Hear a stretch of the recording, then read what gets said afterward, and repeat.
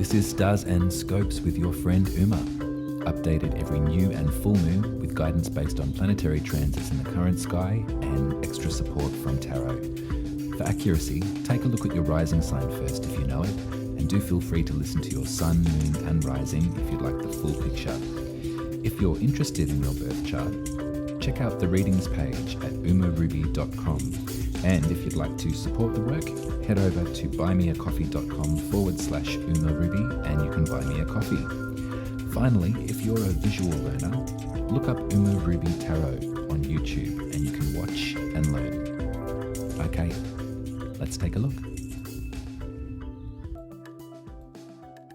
Hello Gemini and Gemini rising. Welcome to your horoscope for the new moon in Leo, happening on July the 29th at 3:54 a.m. if you're in the southern hemisphere with me. Now, this moon provides us with a moment of clearing. As every new moon does, it's a lovely dark night where there's no moon in the sky, and we get to sit with our intentions, we get to sit with our wishes, and we get to write them down and send them forth into the stratosphere to call in what it is that we need next on this journey. Let's talk about lions for a minute. Let's talk about the pride and the vibrancy that Leo, the sign, represents.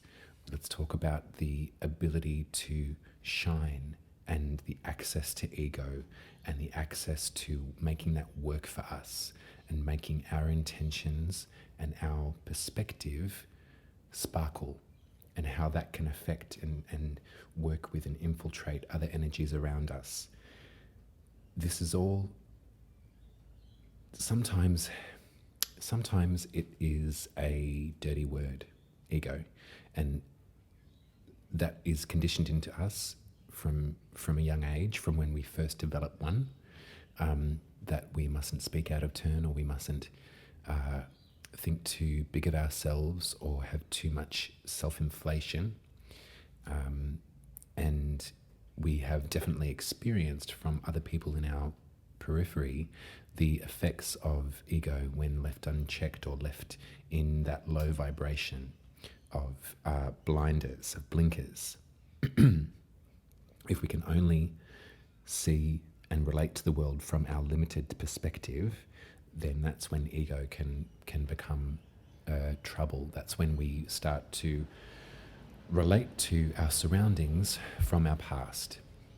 We must always remember to drop into this moment right now, not the past and not the future. This present moment is the one we can work with, and the one that we can show gratitude for, and the one that we can make things happen.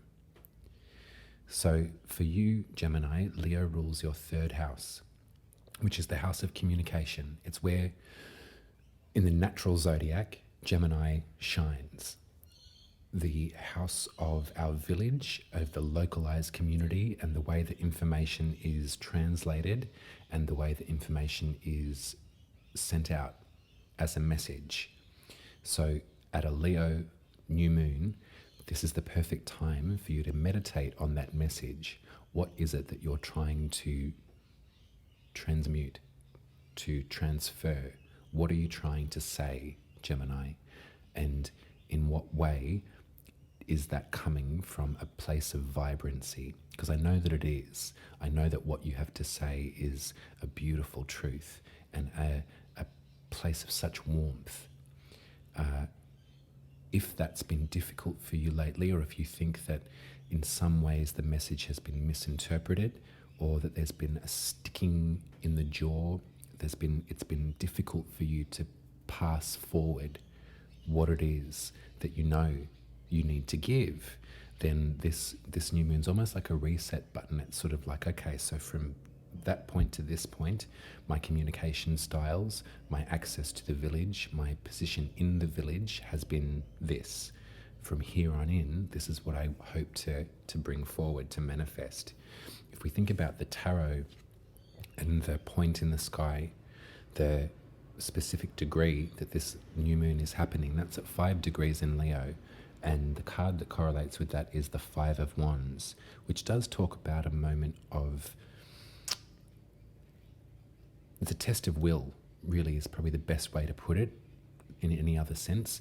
It's a battle, but not life or death. This is a test. This is a space where there's a lot of passion in the room. There's a lot of maybe conflicting, but there's a lot of differing perspectives that are all vying for their, not precedence, but for their moment in the sun. So how can we best, and this is perfect for communication too, I think, because when it comes to passion projects, when it comes to the voice, we must always keep other perspectives in mind without quietening or dampening or dulling our own. So in this test of will, how can your voice be heard above the milieu or with the milieu in a harmony? What are you trying to say that's similar to what others are trying to say, and how can that meld together, and how can that realize itself at this new moon? What wishes do you hope for that have to do with harmony and with complementary tones? That might be a good way to think about it, rather than any kind of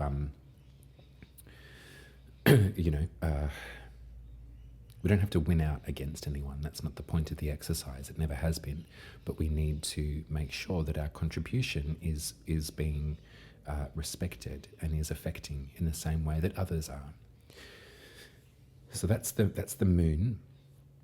A couple of days after this happens, so if you're watching this on the 29th, come the 31st to the 1st of August, around that time, there's going to be an incredible conjunction occurring above our heads that hasn't happened for 2,500 years. It's been a while since this exact moment has happened in the zodiac. It's got to do with the North Node, which is our sort of marker point and arrow for attention.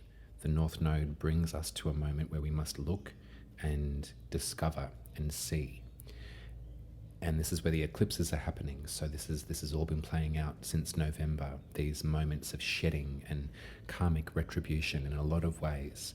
So that's the North Node. Uranus is coming into exact conjunction with this point. Uranus is the rebel, is the revolutionary, and also Mars has entered the scene too. Mars is now in Taurus and is coming into direct alignment with these two bodies at 18 degrees in Taurus. Mars is the warrior. Mars has the box of matches that is getting stuff done. There's a fire here. There's a pressure and there's an antagonism. There's something here. There's the propensity or the possibility of combustion, of explosion. Something's going to blow up here in Taurus. Collectively, if we think about the natural zodiac, Taurus rules the second house, which is our career, our talents, our self-worth, our money-making potential. It's our access to material wealth and safety. So as a group, as humanity, we're all thinking this now. How is my time best put to good use? How are my skills best put to good use? How can I earn my safety? How can I earn my buffer zone with the talents that I have? What am I best at, and how can I make that work for me? That's a collective feeling, and with this rebellious combustion occurring at the beginning of August, and it will follow through, but as a group we're all thinking this. So that's the macro. To bring it down to the micro experience for you, Gemini, this is playing out in your dreamscape, in your 12th house, the liminal, the unconscious. What's going on in there, and what frustrations? Who's coming to you in dreams? Who are you dreaming about? Because I would dare say that it might be a really important thing to make direct contact with them and to see how the dreamscape can manifest in the 3D reality, in our conscious awareness, because there's messages in there, and it doesn't have to be so literal. So for example, if you're dreaming about somebody that you have no contact with, that you can't contact, think about how to bring that rather than just passing it off as a dream, passing it off as something that we don't understand. How can you understand that? How can you relate that to your communication style? How can you relate that to the messages that you're here to put forward?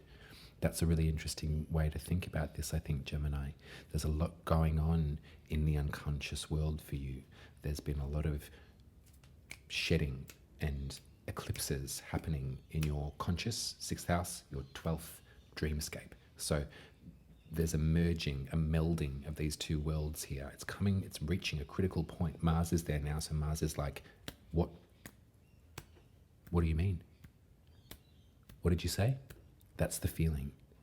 So let's harness this as creative potential. Let's harness this as a really positive aspect in the sky. Something that has to give is going to give.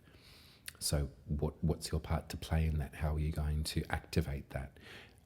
Dream journaling might be a really great thing for you to do around the beginning of August, to really jot down what's occurring to you when you're sleeping and how that can come into the conscious reality, to this current awareness. How can you bring those lessons and messages into your 3D existence? Because there's things in there that we need to uncover.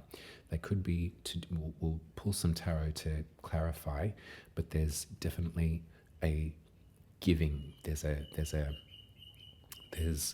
offerings in there for you to discover. So let's find them together. I'm going to pull some intuitive tarot, I think from Pamela. I think we just need the classic for this reading. But Spirit, what other words can you put in my mouth for Gemini? What are you trying to say? How can we guide them to make best possible use of this new moon? Because it's an important one, and it's definitely a calm before the storm. And we're not using astrology as prescriptive doom scrolling. We're not using this as something that we're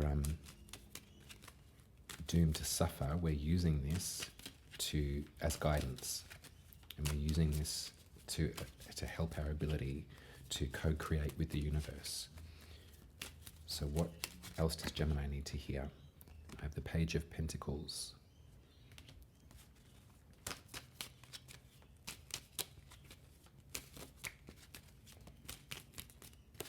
I need 3 cards, please, so 2 more.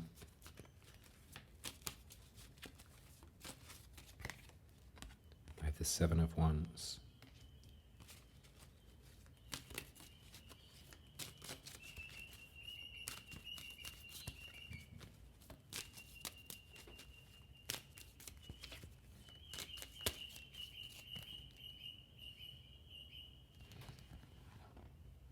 Wow. So I got 3 in that last one, but I'm going to use them. I got the 2 of Pentacles, I got Death, and I got Judgment. So I think the message is really loud and clear. There's something about your...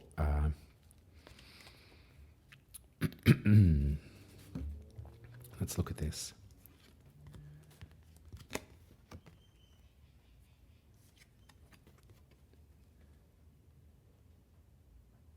This is either you or it's somebody in your periphery. There's a potential offer that's coming.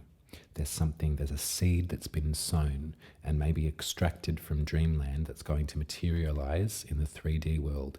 There's an idea or there's a direction that has come to you. And maybe is coming to you after this new moon, when you make direct contact with the liminal space, with dreamland. That's going to materialize in an offer of some sort, the beginning of something, the seed of something tangible and something earthbound. It's going to bring up some feelings of having to defend yourself or defend your fire. There's going to be, maybe with this Mars energy, there's going to be some kind of criticism or there's going to be you're going to feel that you're on the defense, and you're going to have to navigate that, to duck and to weave and to really reharness that fire and hold it with you. You know, you've got access to fire. This is yours. This is not to be taken away, and what you're cooking up is going to really, really, as we can see, really, really benefit. There's some sort of choice will arise in this. There's going to be this way or that way. There's going to be a feeling of maybe juggling too much. So if that's the case, then maybe some things need to fall away to make room for this, because this seed is the potential. This is the way to go. It's going to bring about an absolute rebirth, a complete phoenix rising out of the ashes sort of moment. There's going to be such an epiphany and understanding that brings you in line with your silver life, with your magic, with what you're here for, Gemini. Now, very gently, Geminis are often witches. So you're being encouraged to come back to this space. Perhaps in times gone by, there was a fear of being so bold with your magic. But this new moon, this conjunction in the 12th for you, this huge moment of fire. You might start dreaming about fire or burning or activation, ignition might be coming to you in dreams. This is leading up to something really profound, Gemini, really big, and it's going to have you really in touch with your silver life. You're not going to be living a life half-lived. You're really going to be activated and realize what it is that you might be here for. That was a big one. My throat's been catching through these last couple of readings. My third house is being churned up by all of this too. It's things that I have to say that are coming out. But there's wariness there. You're not alone, Gemini. Let's start writing that map. Okay, this is the reading for the new moon in Leo. I hope it made sense. I have lost all capacity to understand if they are or not. So hopefully, this makes sense. If you'd like to send me some tip jar money, you can head over to buymeacoffee.com/Uma Ruby. Throw some money in the pot there, always welcome. If you wanted your personal birth chart read with the tarot and with the planets, I'd be honoured to do so. And you can find the information over at umaruby.com. All of the journeys are there. And I've had some lovely readings this week using this system, and they've proven really beneficial. So I look forward to more. Until I speak to you in 2 weeks for the full moon in Aquarius, stay proud, Gemini. Be really proud of who you are. You are Leo the lion. You're riding on the back of a lion. Never forget that. Take care. Much love.